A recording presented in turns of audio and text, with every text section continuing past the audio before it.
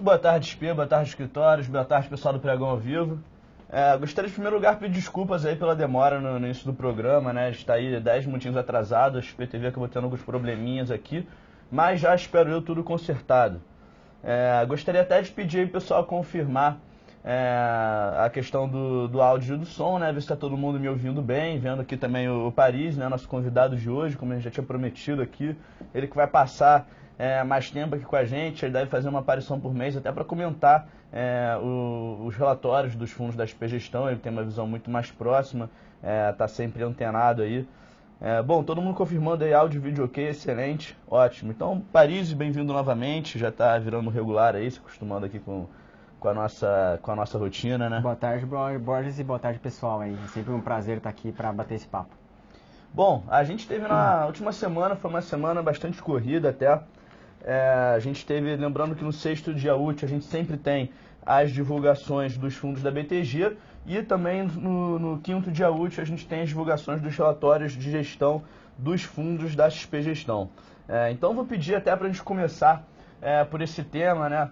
Paris, se puder dar um overview rápido para a gente, o que a gente teve aí de novidade. A gente viu que a gente já tem um relatório um pouco mais detalhado na parte das CRIs, tanto do Maxi Renda quanto do Gaia.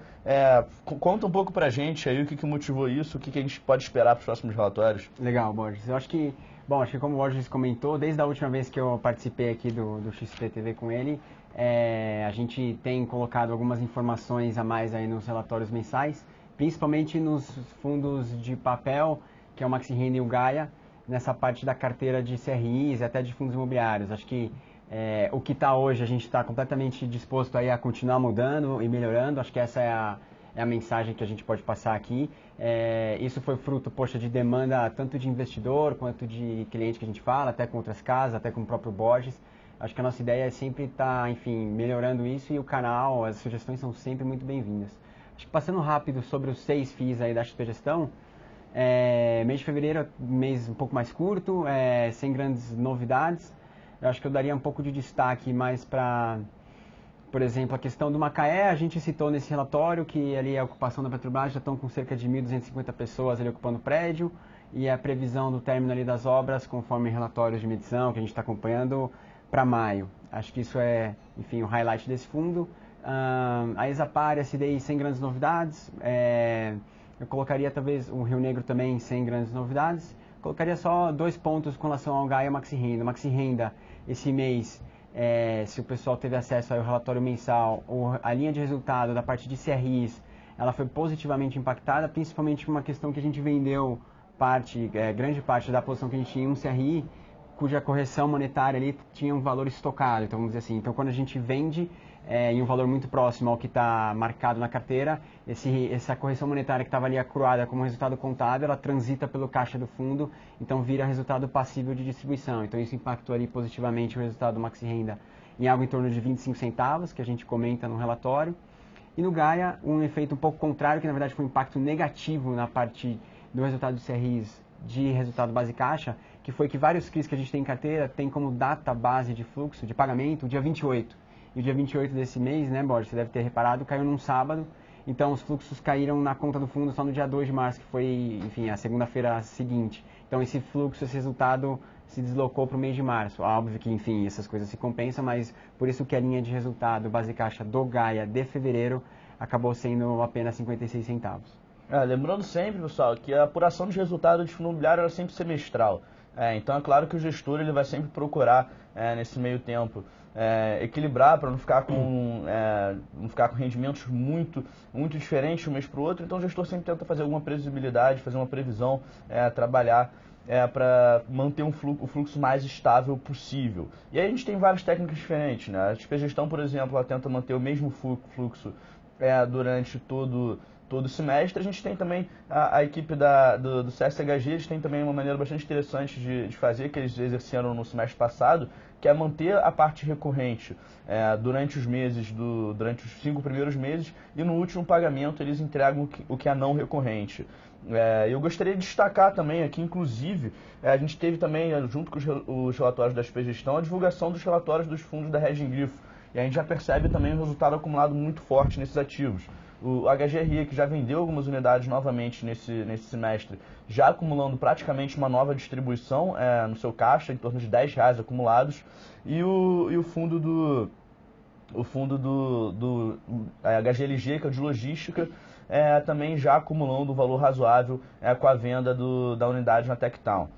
Então é muito importante sempre olhar o que o fundo efetivamente está gerando de resultado e comparar com o que ele vem distribuindo, para evitar qualquer surpresa de oscilação de rendimento, tanto positiva quanto negativa, e conseguir uma previsibilidade maior sobre o fluxo de receita que você vai ter na sua carteira. Bom, já temos algumas perguntas aqui. O Fubara aqui até com uma pergunta bastante extensa sobre a ordem dos pagamentos das CRIs. Vamos lá, vamos dar uma olhada. Vamos até pular para uma pergunta mais simples aqui, até antes de eu dar uma passada aqui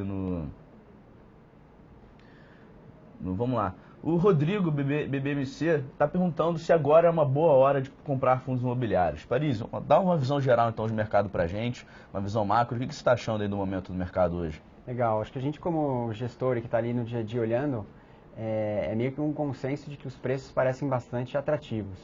Óbvio que fica aquela questão de, mas será que não cai mais? Essa, obviamente, é a pergunta e é difícil ter uma resposta precisa.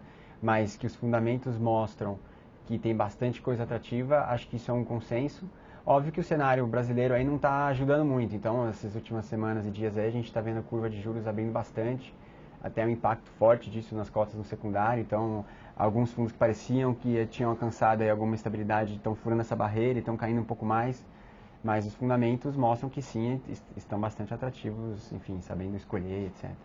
Exato. Até trazer alguns pontos interessantes aqui para você, tá, Rodrigo?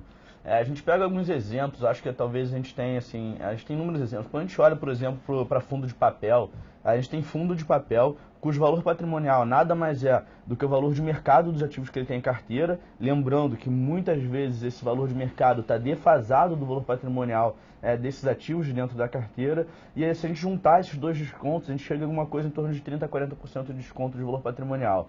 Quando a gente olha, por exemplo, para fundos de tijolo, a gente pega como exemplo o Terra Corporate, Tower Bridge. Negociados o Terra hoje a R$ 7.500 o metro quadrado, enquanto o Tower Bridge negociado a R$ 9.000, R$ 9.500 o metro quadrado. O Terra, a gente assumindo um valor numa situação consolidada, vamos por a partir de 2016, início de 2017, a gente já tendo um equilíbrio maior entre as forças de oferta e demanda e assumindo um valor bastante conservador até de R$ 80, R$ 85 o metro quadrado para aquela região, lembrando que é um AAA na Bandeirantes com a Berrini. A gente está falando de um cap rate mensal acima de 1,15%. Então é um valor estratosférico, não existe isso hoje no mercado privado. A gente cansa de ver, né, Paris? E toda vez que um fundo ele é liquidado ou que ele recebe uma proposta de um investidor privado, essa proposta ela sempre vem muito acima do valor de mercado do fundo. Então essa defasagem ela não vai existir para sempre. A gente está num momento talvez não favorável para o mercado em função dessa alta de juros, mas é como assim, muita gente, até especialmente no mercado de ações, grandes players falam isso, um momento não favorável talvez é uma das melhores horas para você entrar, né? Então a gente enxerga que hoje quem comprar fundos imobiliários, se a gente aliar o cenário que a gente tem de uma taxa de juros invertida e um equilíbrio maior entre as forças de oferta e demanda no mercado corporativo a partir de 2017, a tendência que a gente enxerga para o investidor de longo prazo é um retorno bastante favorável. Então por isso que a gente enxerga que sim, esse momento é sim um momento propício para comprar fundo imobiliário. A gente não está falando de retorno no curto prazo. Na minha visão pessoal, o retorno de curto prazo, 2, 3 meses, na maioria dos casos é apenas especulação, a não ser, claro, que a gente tenha algum evento muito claro para acontecer, mas de forma geral, para o investidor a longo prazo, é sim um bom momento de comprar fundos imobiliários. Vamos lá, vamos responder aqui mais duas perguntas que a gente tem. Primeiro, o Rodrigo perguntando para a gente comentar um pouco sobre o Hotel Max Invest. Inclusive, o Hotel Max Invest estava aqui na nossa lista. O Hotel Max Invest ele caiu muito recentemente. Hoje, tradeando a patamares próximos a R$ 118 a cota. O papel que há pouco tempo atrás estava negociando R$ 150, R$ 160. Qual é o motivo disso? Primeiro, são dois motivos principais. O primeiro, na verdade, são três motivos. Primeiro, sazonalidade. Dezembro, janeiro e fevereiro são meses péssimos tanto para o mercado hoteleiro de São Paulo, que é onde as unidades do Hotel Max Invest estão, assim como para o processo de venda de unidades residenciais e também flats, que são basicamente ativos substitutos. E por último, a gente tem também a atual trajetória do mercado residencial. Mercado residencial, para quem acompanha os relatórios, especialmente do FIPZAP, que são hoje os relatórios mais completos de cobertura do mercado residencial, vê que ele está em uma trajetória clara de queda. Isso, é claro, prejudica o Hotel Max Invest, que está em uma fase de desinvestimento, ou seja, precisando vender os seus ativos. No último mês foi vendido apenas um ativo, o que faz com que, evidentemente, o componente de ganho de capital do rendimento dele fique menor do que a gente observa em outras oportunidades. E como a gente sabe como funciona o mercado de fundos imobiliários, se o rendimento cai, a cota automaticamente é penalizada. Mas, de qualquer forma, a gente olhando o fundo hoje com valor patrimonial de R$ 185 e uma cota de 118, comprar e levar até o desinvestimento integral, consequente liquidação do fundo, pode ser um excelente negócio. É claro que a gente tem o risco residencial, o risco de andamento do mercado, mas parece ser uma oportunidade bastante interessante, especialmente para quem quer uma pimentinha a mais aí na carteira. E o VAS falando aqui sobre o FEX, né? O BTG Fundo de CRI, que pagou muito bem 2 meses de rendimento, e se a gente pode esperar valores continuando nesse patamar. Então, Paris, fala um pouco pra gente essa diferença, né? Acho que nunca é demais a gente reforçar aqui o que tem acontecido. Por que, por exemplo, o Gaia não tem respondido tão bem aos avanços no IGPM, a inflação mais agressiva que a gente tem observado nesse início de 2015, enquanto a gente observa, por exemplo, o FEX respondendo de maneira bastante agressiva com o fluxo de rendimentos? Essa acho que é uma pergunta muito importante e a gente, enfim, precisa de fato estressar esse ponto, porque é bastante importante e acho que tem bastante dúvida ainda pairando no ar. Eu acho que a principal diferença, falando bem resumidamente, entre, por exemplo, um XPH e um Excellence, o Excellence ele é um fundo mais antigo, então ele tem uma carteira de ativos mais madura. Mas o que isso significa, né, Borges? É importante dizer que os ativos, os CRIs, eles normalmente são ativos muito particulares que variam a sua estrutura de caso a caso. E geralmente esses CRIs, eles têm uma curva de amortização, que varia aí, enfim, o CRI ele varia normalmente, pode ter duration de 2 a 5 anos e um vencimento que pode ser de 5, 10 ou até mais anos disso.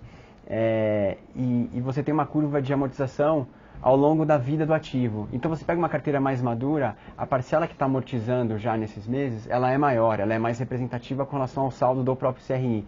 E isso significa o quê? Que mensalmente, ou na periodicidade que for, esse fluxo da correção monetária que está incidente na amortização, ele está transitando pelo caixa do fundo. Ou seja, essa carteira, por ser mais madura, ela consegue de forma mais ágil, mais eficiente, repassar como rendimento base caixa a questão do impacto da inflação. Isso ainda não está acontecendo tanto no Gaia, e a gente pode até ver isso nos próprios relatórios mensais, a gente está divulgando as barrinhas do resultado contábil versus o resultado caixa. E nos últimos 3 meses, os resultados contábeis do fundo, eles estão vindo muito fortes. Justamente por isso, porque é inevitável, a inflação está vindo alta, por GPM, IPCA aí de 1,25 quase. Então, é inevitável que o valor patrimonial do fundo esteja aumentando, dado que os ativos são carregados nas curvas. E o caixa ele acaba tendo, enfim, o seu efeito, o seu delay até as coisas acontecerem e transitarem por ele. Exatamente. E quando a gente tem, por exemplo, no caso do Maxi Renda, que a gente vende algum ativo que não amortizou um fluxo relevante, todo esse componente que estava no patrimônio, ele transita pelo caixa, então, né, Paris? Exatamente. Então, supondo que essa venda desse ativo, análogo, supondo que a gente tivesse esse mesmo ativo no Gaia e tivesse realizado essa venda, o efeito seria exatamente o mesmo. Ou seja, um ativo que a gente tenha no Gaia e que não amortizou, está amortizando muito pouco, que a gente consiga vender, causa um impacto imediato e transita ali uma correção monetária que está estocada no resultado contábil do fundo. Então é exatamente isso, pessoal. Só deixando bem claro um ponto que eu acho que é o mais importante. Com a mudança de precificação de resultado do Gaia, não muda em absolutamente nada o seu resultado. A única coisa que muda é o resultado que vai para a distribuição e o resultado que fica retido no patrimônio e que vai transitar pelo caixa na medida que essas CRIs comecem a pagar os fluxos de amortização. Essa é a única diferença que a gente tem nessa mudança. Bom, o Rodrigo perguntando aqui o nosso nome. Coincidentemente, nós somos xarás, tá? O Gustavo Parisi, ele trabalha na XP Gestão, ele é o responsável por toda a relação com investidores, além de também cobre diversos pontos aí de todos os 6 fundos da gestão, né? A gente tem aí então Rio Negro, o Exapar, o SDI, o Maxi Renda, o XP Gaia e o XP Macaé. E eu sou analista responsável pelos fundos imobiliários da XP Corretora, né? Então são duas empresas completamente diferentes. Vamos responder então alguma outra pergunta aqui. O Rodrigo já perguntando pra gente sobre o CEO Cirela, que o momento de vacância é de 100% e a garantia de rentabilidade vai até junho de 2015. O valor patrimonial que saiu de 81 para 51, né? Rodrigo, a gente tem sempre em todo mês de dezembro reavaliação dos imóveis que compõem as carteiras do fundo.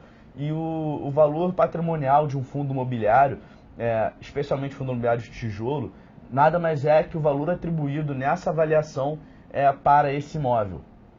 Então, por isso que até sempre quando a gente olha para fundos de tijolo, normalmente o que a gente prefere olhar não é o valor patrimonial, ele é um bom indicador, mas não tão bom quanto para fundos de papel. O que a gente prefere olhar quando a gente está olhando para fundos de tijolo é o preço por metro quadrado e verificar se o preço por metro quadrado faz sentido, dada a qualidade desse imóvel e dada a região onde ele está.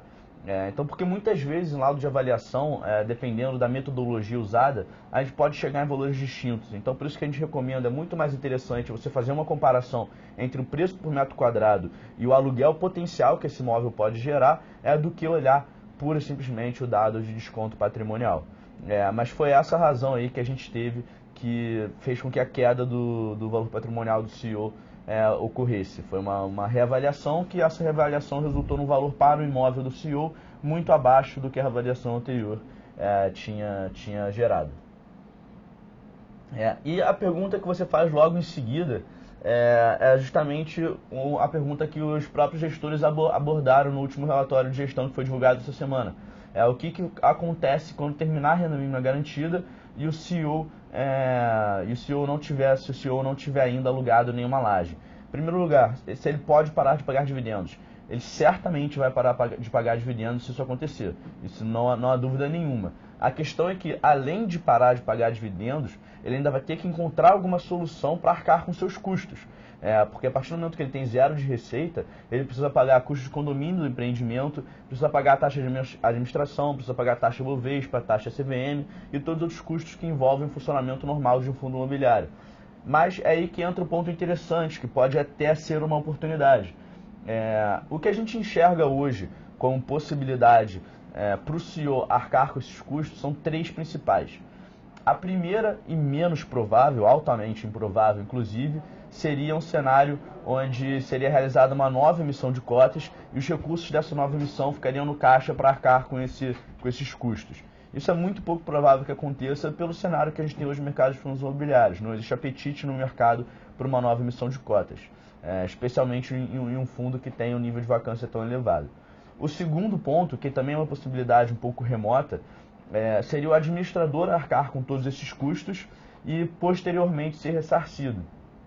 Também é uma possibilidade que a gente considera com uma chance baixa de acontecer.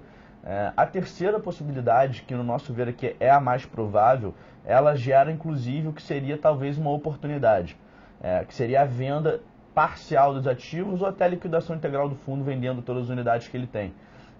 Por que a gente enxerga isso como oportunidade? A oportunidade é claro para quem está olhando o preço da cota agora. Hoje o CEO está precificado em uma coisa em torno de R$6.000 metro quadrado. Para você ter uma ideia, se você entrar lá no site da Richard Ellis, para quem não conhece o CEO, ele é um empreendimento que tem duas torres corporativas, a Torre Sul e a Torre Norte. O CEO ele é dono de 7 andares e meio da Torre Sul e 2 torres de salas comerciais, que são as torres Leste e Oeste. Se você entra no site da Cirela e tenta comprar alguma dessas salas comerciais, você vai pagar provavelmente alguma coisa entre 10 a 11 mil reais metro quadrado, isso negociando.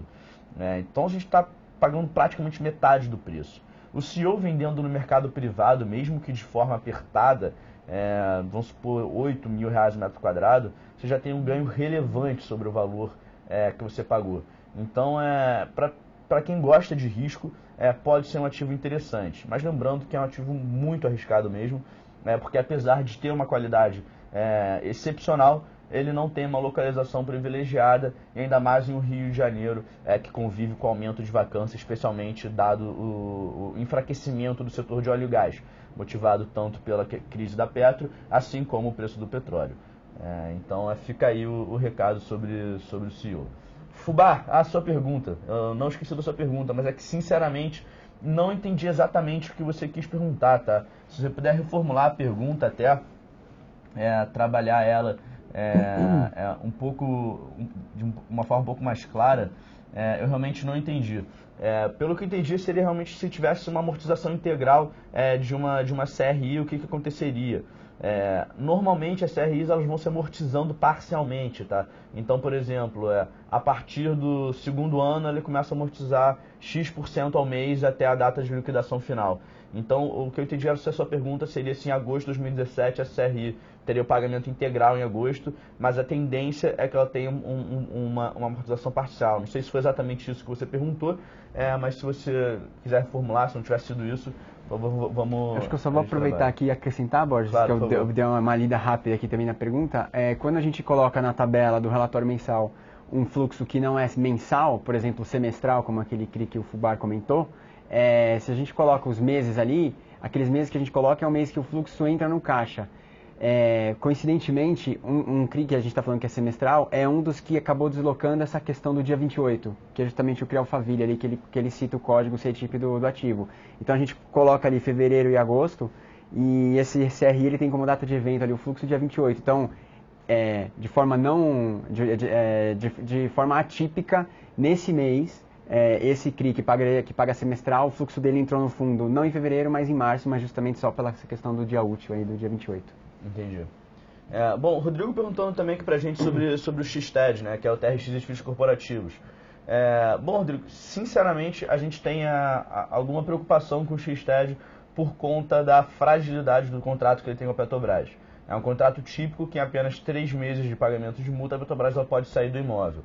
Então, dada toda essa crise que a gente tem hoje na Petrobras, se ela precisar, por exemplo, realizar uma redução de funcionários, alguma coisa nessa linha, contratos mais frágeis seriam os primeiros a serem atingidos. Quando a gente olha, por exemplo, para o contrato que ela tem com o XP Corporate de Macaé, a gente já está falando de um contrato que é parcialmente atípico e que hoje a multa estaria em torno de 50 milhões de reais, o que dá um pouco menos de 1/4 do patrimônio do fundo. Então é uma proteção muito maior do que você ter um pagamento de 3 meses de multa que deve dar em menos de 5 milhões de reais. Então a gente não enxerga o yield dele hoje tão atrativo a ponto de valer a pena tomar todo esse risco. Fubá perguntando exatamente sobre essa questão. Fubá, isso é exatamente o que a gente está falando no início do programa, né? Isso vai depender do estilo de gestão, vai depender único e exclusivamente do gestor. Todo o fluxo que o fundo recebe de janeiro até final de junho, ele só tem que pagar na data X de julho, né? E a mesma coisa de julho a dezembro, só tem que pagar na primeira data X de janeiro. Então, se o fundo recebe esse recurso em fevereiro, ele pode, se ele quiser, pagar metade em março, metade em junho, pode pagar dividido de julho entre todos os meses, pode pagar só no último mês, aí fica um critério único exclusivo do gestor.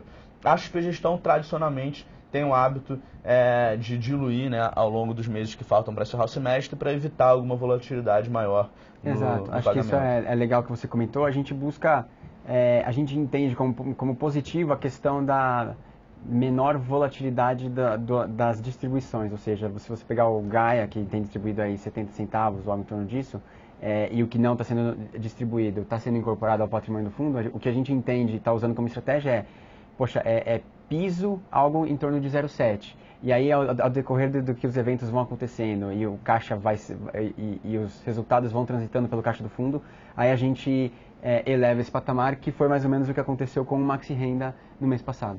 Entendi. Bom, o pessoal da UDG aqui no chat dos assessores já fazendo uma pergunta relacionada mais a risco macro, inclusive. Então, Paris, o que ele está perguntando basicamente é o seguinte: como você enxerga que um possível rebaixamento de rating do Brasil pode afetar o nosso mercado de CRI? Como isso poderia afetar o mercado de fundos imobiliários que investem em CRI? Vocês poderiam ter um desempenho mais negativo do que, por exemplo, fundos que investem em imóveis? E que atitudes vocês poderiam tomar para se defender desse possível evento, como, por exemplo, vender uma CRI mais arriscada? Entendi. Essa acho que é uma boa pergunta. Acho que está todo mundo de olho nesse assunto. Eu acho que a questão do rebaixamento em diversas classes de ativo ou mercados já tem grande parte disso já, entre aspas, no preço. Eu acho que, óbvio, vai ser uma notícia ruim quando acontecer e se acontecer. E eu acho que com relação à indústria de fundos imobiliários ou de CRIs, eu acho que o impacto mais acaba sendo na questão das taxas. Por exemplo, a taxa que um CRI possa vir a ser originado, eu acho que isso pode, enfim, elevar um pouco os prêmios que os investidores vão querer incorrer nessa classe de ativos. O que a gente tem feito enfim, e acho que tem que continuar, e isso é crucial nessa indústria, principalmente nessa parte de CRIs, é estar muito próximo a todos os prestadores, a todos os players que estão envolvidos em uma estrutura, desde a securitizadora até o servicer ou, enfim, o cedente. A gente está sempre perto dos caras para ir acompanhando todos os CRIs a fundo e continuamente, para ir acompanhando para ver se a saúde financeira desses ativos estão indo bem ou se tem algum problema aí de reposição de lastro dos recebíveis, se estão acontecendo tudo certo, se está tendo algum aumento de inadimplência, esse tipo de coisa. A gente tem uma rotina aí muito forte e aplicada nisso de estar sempre perto dos ativos que a gente tem em posição. Entendi. E bom, Fubá, só para deixar bem claro que então, essa regra de 95% da distribuição de resultado que a gente estava falando antes dessa pergunta sobre o rating, ela trata exatamente dessa apuração semestral. Né? Não existe apuração mensal de resultado no mercado de fundos imobiliários. Na verdade, essa distribuição mensal que os fundos realizam, teoricamente falando, é antecipação de resultado. A apuração dos 95% ela só vem de fato a cada semestre. Porque, inclusive, se você observar todo o histórico de resultado dos fundos, você vai observar muitas alterações nas distribuições de janeiro e de julho, que são as distribuições que representam esse fechamento de conta, né, para cravar nesses 95% de distribuição. Bom, pessoal, a gente já está chegando no final aqui do nosso programa. Eu vou então passar aqui rapidamente alguns outros eventos que a gente teve na semana. Já vou pedir para vocês escreverem então também as perguntas finais aí, quaisquer dúvidas que ainda não foram respondidas. Bom, aqui a gente já falou sobre as possibilidades do CEO. Só levantar aqui então rapidamente alguns pontos, tá? Primeiro, o fundo de shopping da Regem Grifo, para quem acompanha, ele vinha naquele processo jurídico referente ao imóvel do Goiabeiras, e saiu uma boa notícia para o fundo nesse último relatório, que foi divulgado nessa semana. A ação, que ela estava sendo avaliada em torno de 300 milhões, um valor estratosférico para a participação do fundo no shopping, ela foi diminuída por um perito no valor de 12 a 15 milhões de reais. Então já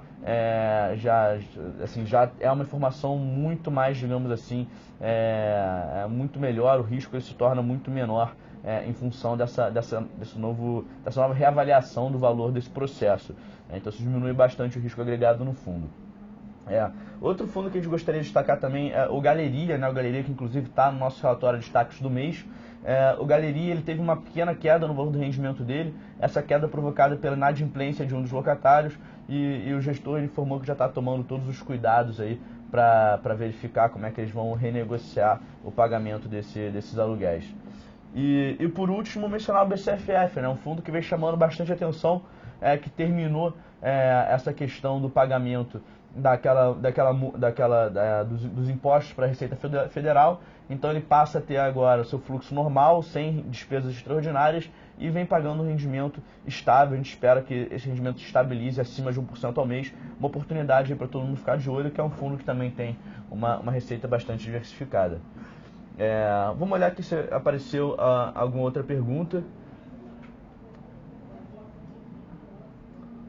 Bom, o Vaz perguntando aqui sobre a situação do Terra nesse exato momento, né?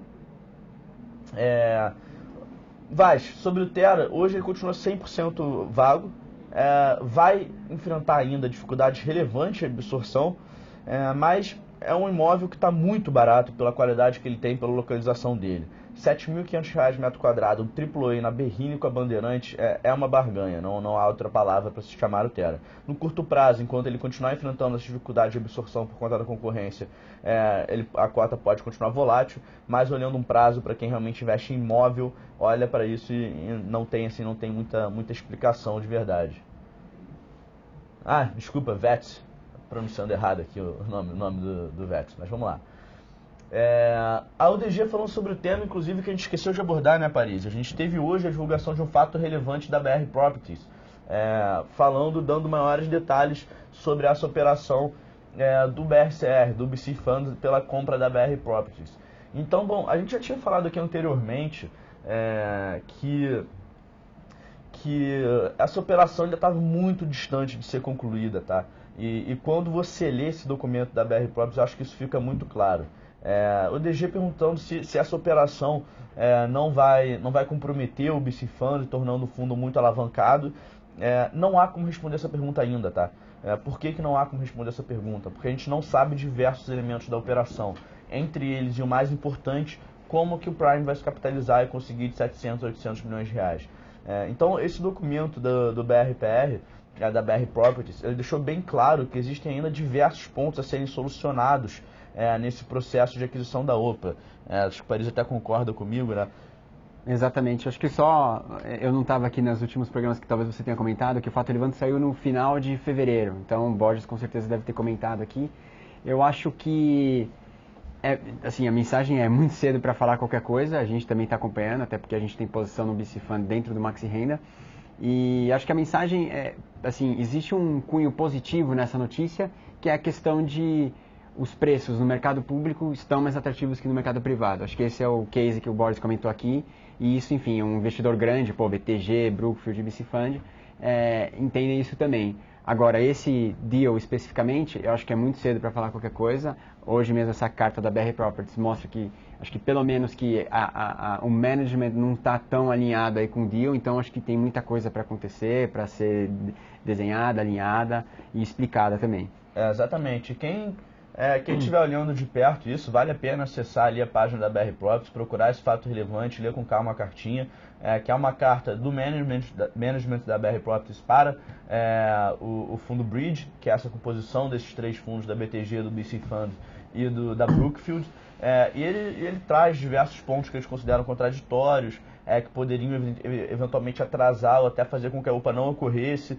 Então vale a pena dar uma olhada, que mostra ainda como ainda está um pouco cedo para tentar precificar isso. A única certeza que a gente tem hoje é essa que o Paris falou. O preço que o BC Fund está pagando nesses imóveis, está oferecendo nessa OPA, é muito melhor do que qualquer coisa que ele conseguiria no mercado privado. Bom, eu acho que todas as perguntas foram respondidas, a gente já batendo aqui quase 6 horas, né, ultrapassando um pouquinho o nosso horário. Paris, gostaria de agradecer novamente a sua presença aqui. E a gente fica por aqui, pessoal. Dá a oportunidade para ele se despedir do pessoal. Valeu, pessoal. Uma boa tarde a todos. Obrigado, Borges, e é sempre um prazer estar aqui. Então é isso. Valeu, Pregão ao Vivo. Muito obrigado, chat de assessores. Até a próxima quarta-feira, sempre aqui às 5h15 da tarde. Até lá.